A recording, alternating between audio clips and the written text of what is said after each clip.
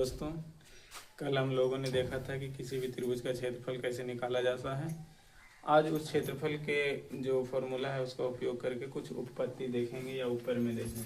पहले तो जान लेते हैं कि त्रिभुज का फॉर्मूला क्या होता है क्षेत्रफल निकालने का। त्रिभुज का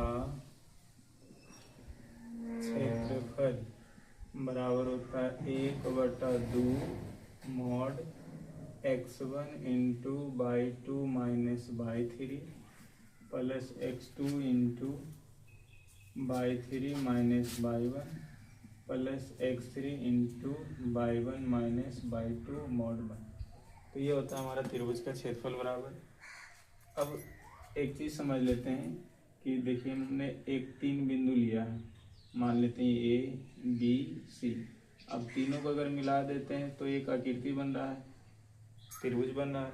और एक बिंदु हम एक सीधा लाइन पर लेते हैं ए बी सी। अभी सीधा लाइन पर लेने तो यहाँ कोई आकृति नहीं बन रहा, सिर्फ सीधा लाइन बन रहा है। तो कहने का मतलब यह है कि अगर हम 3 बिंदु अलग अलग ले रहे हैं तो वह कोई आकृति बना रहा है। जब आकृति बना रहा है तो उसका क्षेत्रफल होगा, यानी कि 3 बिंदु अगर अलग अलग हैं तो उसका क्षेत्रफल बनेगा। और 3 बिंदु अलग अलग नहीं है, यानी कि 3 बिंदु एक ही रेखा में है तो उसका क्षेत्रफल नहीं बनेगा। अब क्षेत्रफल नहीं बनने का मतलब है कि क्षेत्रफल इसका शून्य होगा। तो त्रिभुज ए बी सी ऐसे कह सकते हैं कि त्रिभुज ए बी सी का क्षेत्रफल शून्य है, क्योंकि ये तीनों बिंदुओं एक ही रेखा पर है। ये तीनों बिंदु एक ही रेखा पर है। तो इस तरीका से एक उपपत्ति बनता है, उपप्रमेय कह सकते हैं। पहला, यदि 3 बिंदुएं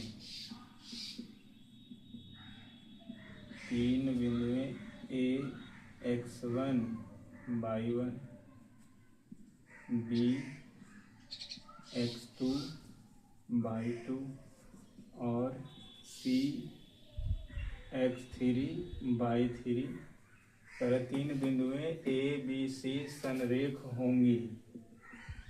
संरेख होंगी, संरेख का मतलब है कि एक ही रेखा में होंगी यदि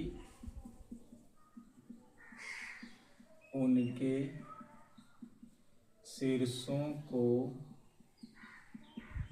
मिलाने से बने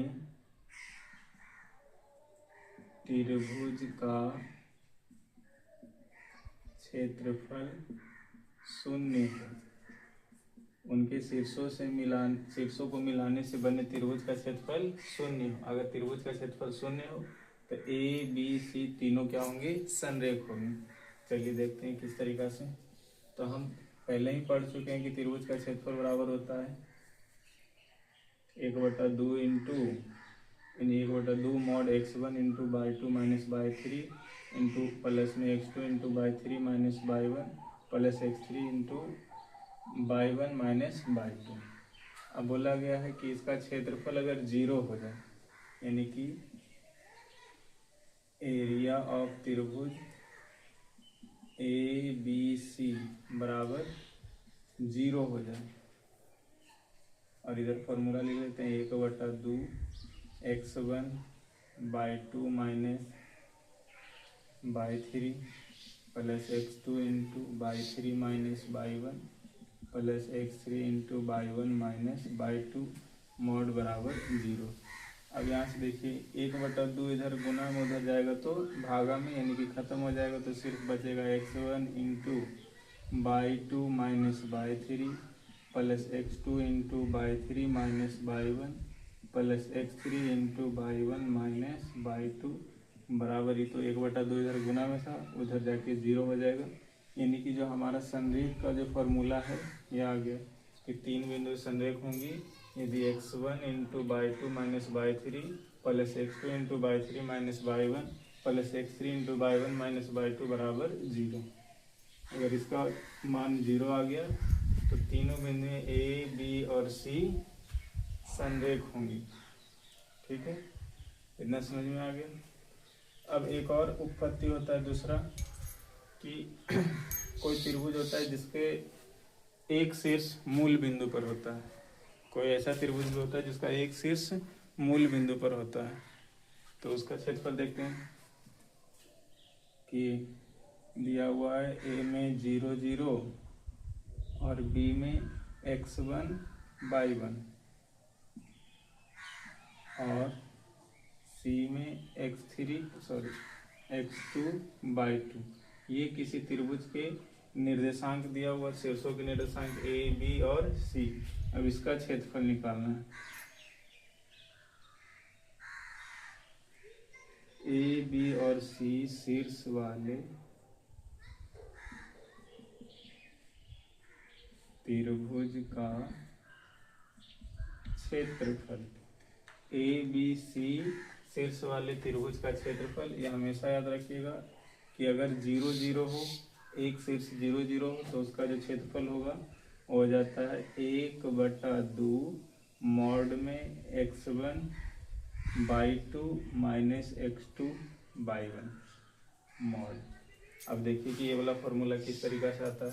हमने यहाँ त्रिभुज का क्षेत्रफल देख लिया है कि एरिया ऑफ त्रिभुज ए बी सी बराबर 1/2 मॉड x1 इंटू बाई2 माइनस बाई3 प्लस x2 इंटू बाई3 माइनस बाई1 प्लस x3 इंटू बाई1 माइनस बाई2।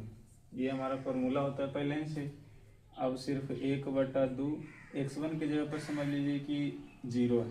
अगर यहाँ हम लिख दें x1 बाई1, इसको मान लेते हैं x2 बाई2 और इसको मान लेते हैं x3 बाई3।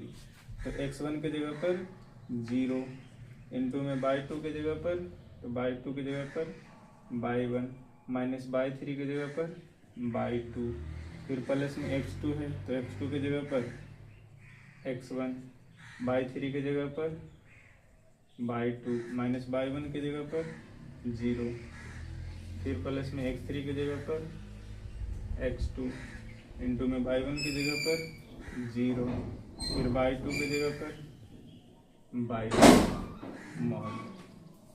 अब इसको और हल करेंगे तो 1/2 0 से गुना करेंगे तो ये पूरा 0 हो जाएगा। 0 से जैसे ही गुना करेंगे तो पूरा 0। फिर x1 गुने बाई2 करेंगे तो हो जाएगा x1/2। फिर माइनस से प्लस गुना माइनस माइनस, x1 से 0 गुना करेंगे तो हो जाएगा 0।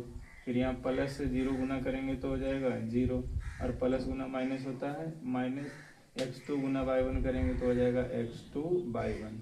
ठीक है। अब देखिए 1/2, चलिए यहाँ से नहीं आ रहा तो हम यहाँ पर बता देते हैं थोड़ा सा। ये जो 1/2 है, 1/2 मॉड में अब 0 0 जोड़ेंगे तो उतना ही रहेगा, बचेगा कितना x1/2, x1/2, फिर आगे में माइनस है तो माइनस x2/1, x2/1। तो यहाँ से देखा हमने कि जो फॉर्मूला बताया है कि अगर किसी त्रिभुज का एक शीर्ष 0 0 यानी कि मूल बिंदु पर, किसी त्रिभुज का एक शीर्ष अगर 0 0 है तो उसका जो क्षेत्रफल निकालेंगे 1/2 मॉड x1/2 माइनस x2/1। तो इस तरीका से हमने देखा कि जो मेन फॉर्मूला है क्षेत्रफल का, त्रिभुज के क्षेत्रफल का जो मेन फॉर्मूला है, उससे हमने दो और फॉर्मूले बना लिए। एक तो ये हो गया कि 3 बिंदुएं संरेख होंगी, संरेख वाला फॉर्मूला, इसे कहते हैं संरेख फॉर्मूला कि x1 इंटू बाई2 माइनस बाई3 प्लस x2 इंटू बाई3 माइनस बाई1 प्लस x3 इंटू बाई1 माइनस बाई2 बराबर 0। अगर इतना है तो बिंदुएं तीनों संरेख होंगी और बराबर में 0 नहीं आएगा तो बिंदु संरेख नहीं होंगी। ये तो दूसरा हो गया। और तीसरा में कि किसी त्रिभुज का एक निर्देशांक मतलब एक शीर्ष 0 0 हो तो डायरेक्ट ये वाला फॉर्मूला रखेंगे, उसका आंसर आ जाएगा। आशा करता हूँ कि वीडियो आपको अच्छा लगा होगा।